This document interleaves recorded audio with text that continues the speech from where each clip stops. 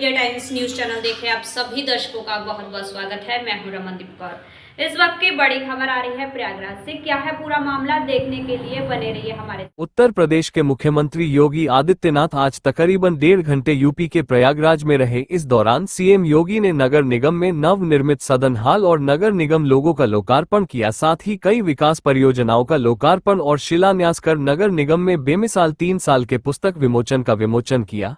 CM योगी ने प्रयागराज को संगम किनारे आयोजित गंगा दशहरा की आरती में शिरकत किया। संगम नगरी प्रयागराज में नगर निगम के नवनिर्मित सदन हाल का लोकार्पण और विकास कार्य के शिलान्यास के लिए मुख्यमंत्री योगी आदित्यनाथ देर शाम प्रयागराज पहुंचे। इस दौरान उन्होंने मिनी सदन का लोकार्पण कर सदन हाल का निरीक्षण भी किया। इस मौके पर मुख्यमंत्री योगी आदित्यनाथ में तकरीबन 200 विकास परियोजनाओं का लोकार्पण किया। साथ ही बीजेपी के मेयर गणेश केसरवानी के 3 साल विकास कार्यों का 3 साल बेमिसाल नामक पुस्तक का विमोचन भी किया। इस दौरान उनके साथ जल शक्ति मंत्री स्वतंत्र देव सिंह भी मौजूद रहे। इस बीच मुख्यमंत्री योगी आदित्यनाथ ने संगम किनारे 1 सप्ताह तक चले गंगा दशहरा के समापन अवसर पर हुई विशेष आरती में शिरकत करने पहुंचे। हालांकि प्रयागराज नगर निगम द्वारा पिछले दिनों संगम की रेत पर लगे आस्था के महाकुंभ मेले में दूरदराज से आए श्रद्धालुओं बेहतर सुविधा देने और शहर में साफ सफाई की व्यवस्था को लेकर सीएम योगी नगर निगम प्रशासन की तारीफ पहले ही कर चुके। वहीं नगर निगम के इस कार्यक्रम को 2027 में होने वाले विधानसभा चुनाव से भी जोड़कर देखा जा रहा है। वहीं मुख्यमंत्री योगी आदित्यनाथ ने अपने संबोधन से पहले मंच बैठे सभी लोग का नाम लिया, मगर मंच पर बैठे पूर्व विधायक उदयभान करवरिया का नाम नहीं लिया। इसके बाद ये बात अब चर्चा का विषय बन गई है। इसे ठाकुर बनाम ब्राह्मण जोड़कर भी लोग देख रहे हैं। प्रयागराज के हमारे माननीय जनप्रतिनिधिगण, इस क्षेत्र से लोकप्रिय विधायक श्री हर्षवर्धन वाजपेयी जी, फूलपुर के लोकप्रिय विधायक श्री दीपक पटेल जी, करछना के माननीय विधायक श्री पीयूष रंजन निषाद जी, फापा मऊ के माननीय विधायक श्री गुरुप्रसाद मौर्य जी, माननीय विधायक बारा वाचस्पति जी, माननीय विधायक कोराव राजमणि कोल जी, अध्यक्ष डॉक्टर वीके सिंह जी, महानगर अध्यक्ष भारतीय जनता पार्टी श्री संजय गुप्ता जी, जिला अध्यक्ष यमुना पार श्री राजेश शुक्ला जी, माननीय श्री अशोक वाजपेयी जी, प्रदेश मंत्री श्रीमती अनामिका चौधरी जी, नगर निगम कार्यकारिणी के हमारे सभी पार्षद पार्टी और महानगर से जुड़े हुए हमारे सभी प्रबुद्ध जन, उपस्थित बहनों और भाइयों, आज गंगा दशहरा का पावन पर्व भी है। गंगा दशहरा के ही इस पावन पर्व पर मैं इस अवसर पर नगर निगम के महापौर श्री उमेश चंद गणेश केसरवानी जी को, सभी पार्षदों को हृदय से बधाई देता हूं और गंगा दशहरा की भी पूरे प्रदेश वासियों को बधाई देते हुए मां गंगा से पूरे प्रदेश और पूरे देश के मंगल कामना की प्रार्थना भी करता हूं। बहनों और भाइयों, प्रयागराज नगर निगम की इस कार्यकारिणी को सौभाग्य प्राप्त होता है कि महाकुंभ के आयोजन को संपन्न कराने में अपना योगदान दिया। जब गत वर्ष प्रयागराज के इतिहास में और दुनिया के इतिहास में प्रयागराज ने एक नए अध्याय का सृजन किया, एक भव्य और दिव्य कुंभ का आयोजन, महाकुंभ का आयोजन करके पूरे देश को और पूरी दुनिया को अपनी ओर आकर्षित किया। 45 दिन के इस आयोजन में 66 करोड़ से अधिक श्रद्धालुओं ने आकर के मां गंगा, मां यमुना और मां सरस्वती के त्रिवेणी के इस महासंगम में ज्ञान, भक्ति और कर्म की एक नई प्रेरणा प्राप्त करके ऊर्जा के उस अक्षय स्रोत भारत की वैदिक और पौराणिक काल के इस पावन धरा को नमन करके अपने पूर्वजों के प्रति कृतज्ञता ज्ञापित करते हुए इस उनके स्वागत के लिए, उनकी सुविधा के लिए हर संभव प्रयास किया था और परिणाम रहा भव्य और दिव्य कुंभ को हम दुनिया के सामने दे पाए। यही प्रयागराज है बहनों और भाइयों। 2017 के पहले माघ मेला हो, कुंभ के आयोजन हो, वे गंदगी के, भगदड़ के, अव्यवस्था के, अराजकता के शिकार होते थे। लोग आना नहीं चाहते थे, लोग आना नहीं चाहते थे। लेकिन जब 19 में हमारी सरकार को पहली बार प्रयागराज कुंभ के आयोजन को करने का अवसर प्राप्त हुआ था, तब प्रधानमंत्री जी की प्रेरणा से और उनके प्रयास से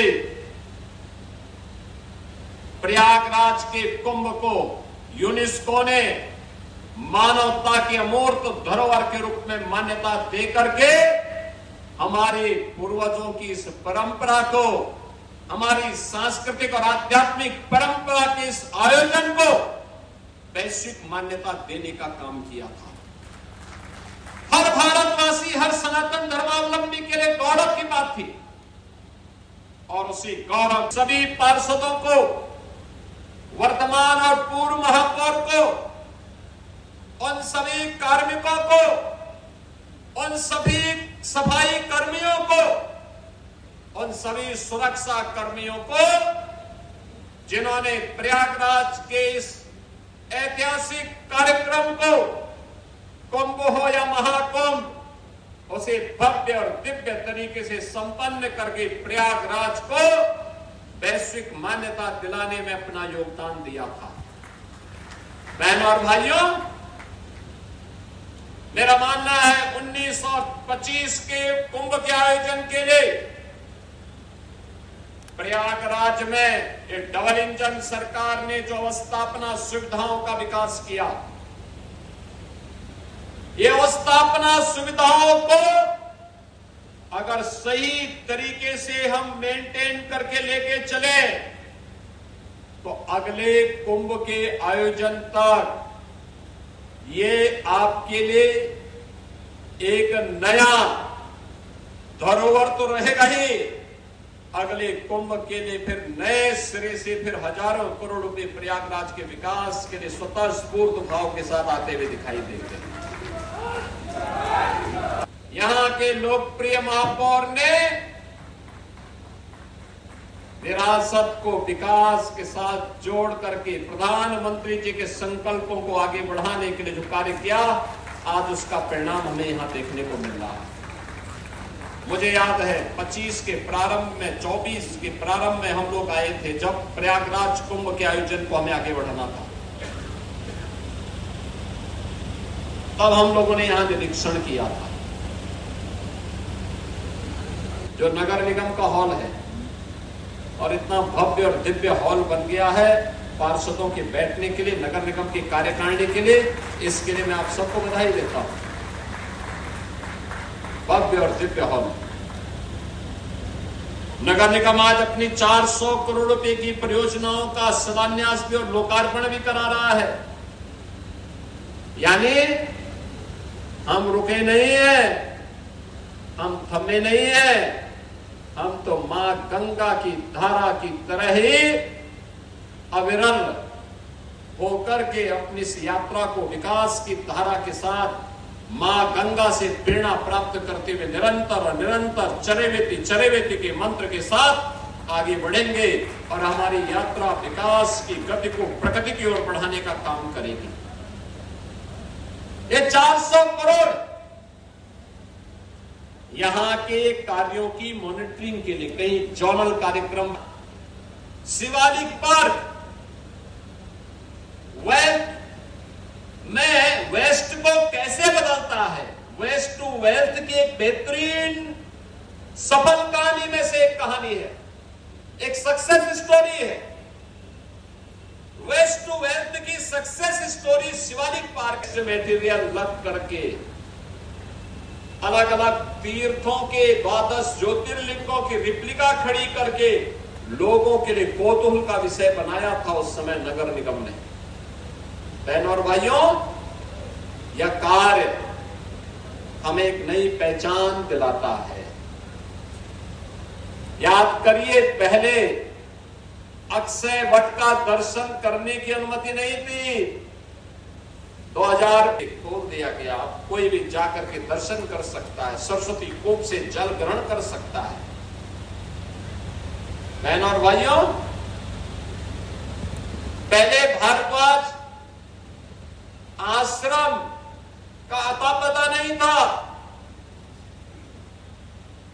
भारद्वाज, महर्षि भारद्वाज हम सबके कुल के गुरु हैं। इसी प्रयागराज में हजारों वर्ष पहले भगवान राम जब वन की ओर जा रहे थे, तब भी महर्षि भारद्वाज का दर्शन करने के लिए आते हैं। और 14 वर्ष के वनवास के बाद जब वापस आ रहे थे, तो उन्होंने अपना विमान इसी प्रयागराज में उतार करके कहा था कि नहीं, पहले मैं महर्षि भारद्वाज का दर्शन करूंगा, क्योंकि उनका आदेश हुआ था, मैं इसलिए दर्शन करके फिर अयोध्या के लिए प्रस्थान करूंगा। अतिक्रमण का शिकार हो गया था। आज हम कह सकते हैं महर्षि भारद्वाज का आश्रम भी मुक्त है और आश्रम के साथ साथ मंदिर भी भव्य स्वरूप ले चुका है। बहनों और भाइयों, अब प्रयागराज की सड़कें भी चौड़ी हैं, स्मार्ट हैं। स्मार्ट सिटी के रूप में प्रयागराज ने किया। विकास को और मजबूती के साथ आगे बढ़ाने के लिए ये डबल इंजन की सरकार मजबूती के साथ कार्य कर रही है। बहनों और भाइयों, मैं तो केवल आज आपसे कहने के लिए आया हूं, नगर निगम अपना कार्य कर रहा है और उमेश जी तो हमारे पुराने कार्यकर्ता हैं। उन्होंने जिस निष्ठा के साथ भारतीय जनता पार्टी की सेवा की, अध्यक्ष के रूप में कार्य किया, उसी निष्ठा के साथ महापौर के दायित्व का निर्वहन भी वे कर रहे हैं और सभी पार्षदों को लेकर के चल करके विकास की धारा को हर वार्ड, हर मोहल्ले तक पहुंचाना, ये संकल्प उनका दिखाई देता है। और इसीलिए 3 वर्ष के इस कार्यक्रम को ध्यान में रखते हुए मैं स्वयं भी यहां आया। अपनी गाड़ी दबाइए और 7 घंटे में दिल्ली पहुंचिए। गंगा एक्सप्रेसवे चालू हो गया है। गंगा एक्सप्रेसवे चालू हो गया है। वर्ल्ड क्लास इन टेक्नोलॉजी का उपयोग करके हम लोगों ने इस एक्सप्रेसवे का निर्माण किया है। राइडिंग क्वालिटी आप देखेंगे, कभी चल करके देखिए, ऐसा लगेगा 120 की स्पीड में भी ऐसा लगेगा जैसे कि आप बैठे हैं, गाड़ी खड़ी है। बहुत स्मूथ चलेगी। हम लोगों ने दुनिया की जो सबसे अच्छी टेक्नोलॉजी हो सकती थी, उसको इस एक्सप्रेसवे के निर्माण में लगाया है। औद्योगिक गलियारे बन गए हैं और अभी हर्षवर्धन जी की इस विधानसभा में 1000 करोड़ रुपया दिया है हम लोग गंगा जी में एक 4 लेन का पुल बनाने के लिए। हर्षवर्धन जी बताते नहीं है, 1000 करोड़। यहां के विकास के अन्य कार्यक्रम भी आ रहे हैं। फाफा मऊ का पुल बनेगा, कार्य पूरा होते ही इन दोनों पुलों के शिलान्यास और उद्घाटन के लिए और यहाँ की अन्य बड़ी परियोजनाओं के लोकार्पण के लिए हमारा प्रयास है कि आदरणीय प्रधानमंत्री जी का आगमन प्रयागराज की धरती पर बड़े आयोजन के साथ हम इन कार्यक्रमों को आगे बढ़ाएंगे। बड़े बड़े प्रोजेक्ट यहाँ के अभी हैं जिन्हें आगे बढ़ाना है। प्रयागराज की यात्रा भगवान प्रयागराज की कृपा से, भगवान अक्षय वट की कृपा से, मां गंगा की कृपा से, भगवान बेनी माधव की कृपा से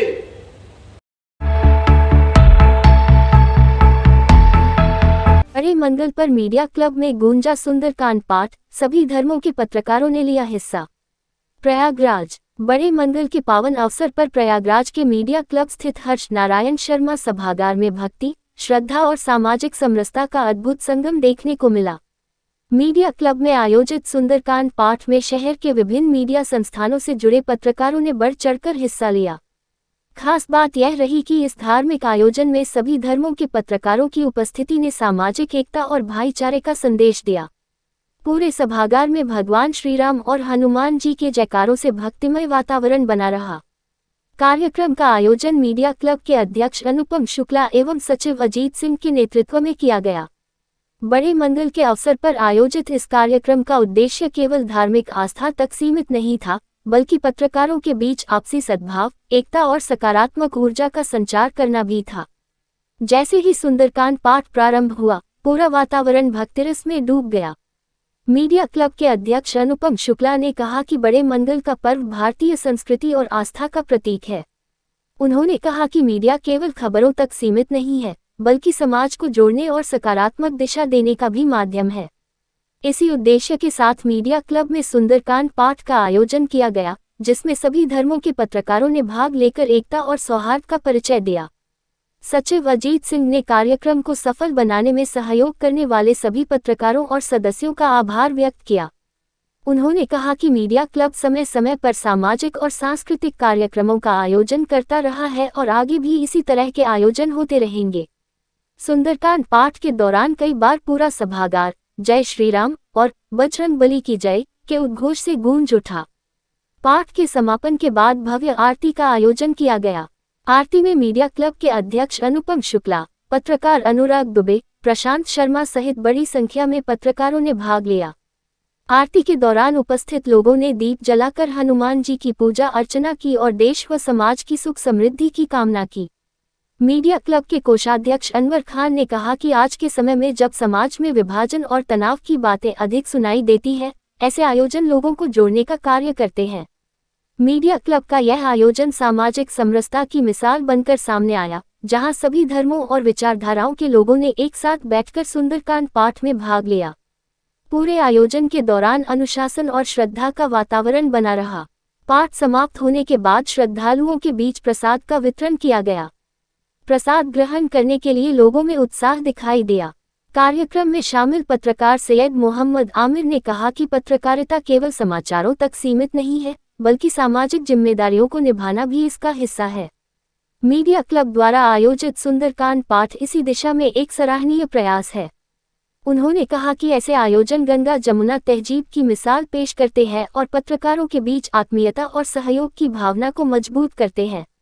बड़े मंगल के अवसर पर मीडिया क्लब में आयोजित इस कार्यक्रम ने ये साबित कर दिया कि आस्था और संस्कृति लोगों को जोड़ने का सबसे बड़ा माध्यम है। मीडिया क्लब का हर्ष नारायण शर्मा सभागार देर तक भक्ति गीतों और धार्मिक माहौल से सराबोर रहा। आयोजन के अंत में सभी ने एक दूसरे को बड़े मंगल की शुभकामनाएं दी और भविष्य में भी इसी तरह के कार्यक्रम आयोजित करने की बात कही। इस अवसर पर मीडिया क्लब से जुड़े अनेक पत्रकार शिवजी मालवीय, जया सिद्दीकी, अजय कुशवाहा, सलमान अहमद, जीएन वैश्य, आनंद श्रीवास्तव, मुकेश, आकाश गुप्ता, विलास गुप्ता, श्याम कुशवाहा, एके नायर, सौरभ आदर्श, विशाल आदर्श, असद कुरैसी, शिशिर गुप्ता, अभिषेक गुप्ता समेत कई पत्रकार कार्यक्रम में हुए शामिल। सामाजिक कार्यकर्ता एवं गणमान्य लोग मौजूद रहे। सभी ने आयोजन की सफलता पर प्रसन्नता व्यक्त करते हुए इसे सामाजिक सौहार्द और पत्रकार एकता का प्रतीक बताया। बड़े मंगल पर आयोजित ये सुंदरकांड पाठ शहर में चर्चा का विषय बना रहा और लोगों ने इसे एक प्रेरणादायी पहल बताया।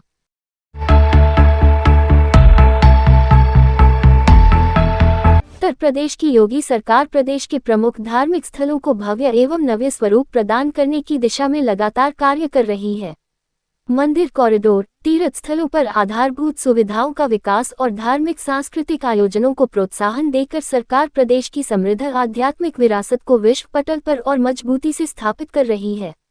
देश के प्रमुख तीर्थ स्थलों पर होने वाली भव्य गंगा आरती श्रद्धालुओं और पर्यटकों को आकर्षित करती रही है। इसी क्रम में प्रयागराज के पावन संगम क्षेत्र में अब प्रतिदिन फ्लोटिंग जेटी पर भव्य गंगा आरती का आयोजन शुरू हो गया है। गंगा दशहरा के पावन अवसर पर मंगलवार को माननीय मुख्यमंत्री श्री योगी आदित्यनाथ ने संगम तट पर स्थित फ्लोटिंग जेटी पर गंगा पूजन के बाद आरती उतारी और इसका शुभारंभ किया, जिसके बाद मुख्यमंत्री जी ने लेटे हनुमान जी मंदिर पहुंचकर श्री लेटे हुए हनुमान जी का दर्शन एवं पूजन किया। इस अवसर पर महंत बलवीर गिरी महाराज, प्रभारी मंत्री स्वतंत्र देव सिंह, मंत्री नंद गोपाल गुप्ता नंदी, महापौर उमेश चंद्र गणेश केसरवानी, विधायक शहर उत्तर हर्षवर्धन वाजपेयी, विधायक फूलपुर दीपक पटेल, विधायक करछना पीयूष रंजन निषाद, विधान परिषद सदस्य सुरेंद्र चौधरी, गंगापा अध्यक्ष निर्मला पासवान, अन्य जनप्रतिनिधिगणों के अलावा मंडलायुक्त सौम्या अग्रवाल, जिलाधिकारी मनीष कुमार वर्मा, मेलाधिकारी ऋषिराज, नगर आयुक्त सीलम साई तेजा सहित अन्य संबंधित विभागों के वरिष्ठ अधिकारीगण उपस्थित रहे। मैं भी प्रयागराज जाऊंगा और मैं संजोग मानता हूं कि प्रयागराज गंगा दशहरा का भी दिन है, मां गंगा के भी दर्शन हो जाएंगे।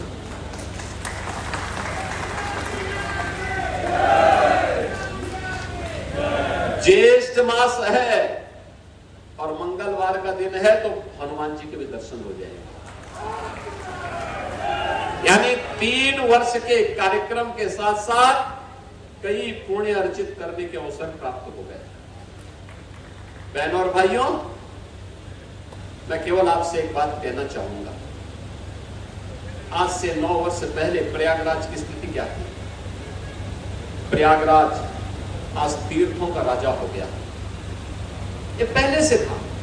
उनके स्वागत के लिए, उनकी सुविधा के लिए हर संभव प्रयास किया था और परिणाम रहा भव्य और दिव्य कुंभ को हम दुनिया के सामने दे पाए। यही प्रयागराज है बहनों और भाइयों। 2017 के पहले माघ मेला हो, कुंभ के आयोजन हो, वे गंदगी के, भगदड़ के, अव्यवस्था के, अराजकता के शिकार होते थे। लोग आना नहीं चाहते थे, लोग आना नहीं चाहते थे। लेकिन जब 19 में हमारी सरकार को पहली बार प्रयागराज कुंभ के आयोजन को करने का अवसर प्राप्त हुआ था, तब प्रधानमंत्री जी की प्रेरणा से और उनके प्रयास से प्रयागराज के कुंभ को यूनेस्को ने मानवता की अमूर्त धरोहर के रूप में मान्यता देकर के हमारे पूर्वजों की इस परंपरा को, हमारी सांस्कृतिक और आध्यात्मिक परंपरा के इस आयोजन को वैश्विक मान्यता देने का काम किया था। हर भारतवासी, हर सनातन धर्मावलंबी के लिए गौरव की बात थी। और उसी गौरव सभी पार्षदों को, वर्तमान और पूर्व महापौर को, उन सभी कार्मिकों को, उन सभी सफाई कर्मियों को, उन सभी सुरक्षा कर्मियों को जिन्होंने प्रयागराज के इस ऐतिहासिक कार्यक्रम को, कुंभ हो या महाकुंभ, उसे भव्य और दिव्य तरीके से संपन्न करके प्रयागराज को वैश्विक मान्यता दिलाने में अपना योगदान दिया था।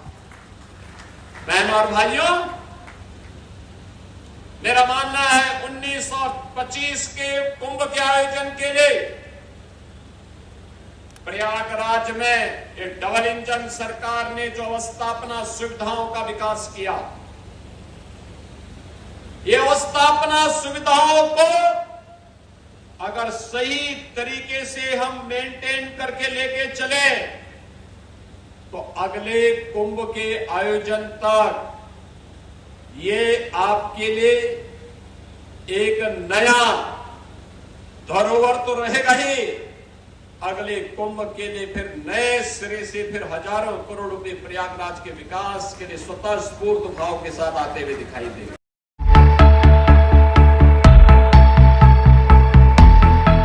उत्तर प्रदेश के मुख्यमंत्री योगी आदित्यनाथ आज तकरीबन 1.5 घंटे यूपी के प्रयागराज में रहे। इस दौरान सीएम योगी ने नगर निगम में नवनिर्मित सदन हाल और नगर निगम लोगों का लोकार्पण किया। साथ ही कई विकास परियोजनाओं का लोकार्पण और शिलान्यास कर नगर निगम में बेमिसाल 3 साल के पुस्तक विमोचन का विमोचन किया। वहीं मंच से सीएम योगी ने माफियाओं और अपराधियों को लेकर बयान देते हुए इस मौके पर सीएम योगी ने कहा, पूर्व की सरकारों पर भी तंज कसा। उन्होंने कहा कि पहले पूरे अब में अराजकता था, प्रयागराज में माफिया राज चलता था, लोग रात में निकलने से डरते थे, व्यापारी व्यापार नहीं कर सकता था, लेकिन अब ऐसा नहीं है, माफियाओं की जगह जेल में है और लोग चैन से काम कर पा रहे हैं। वहीं सीएम योगी को कार्यक्रम में शामिल होने की आचार्य महामंडलेश्वर कौशल्यानंद गिरी ने सीएम योगी के जमकर तारीफ की, तो वहीं कुछ दिव्यांग भी इस कार्यक्रम में आए थे, जिन्होंने मुख्यमंत्री योगी आदित्यनाथ के कार्यों की प्रशंसा की।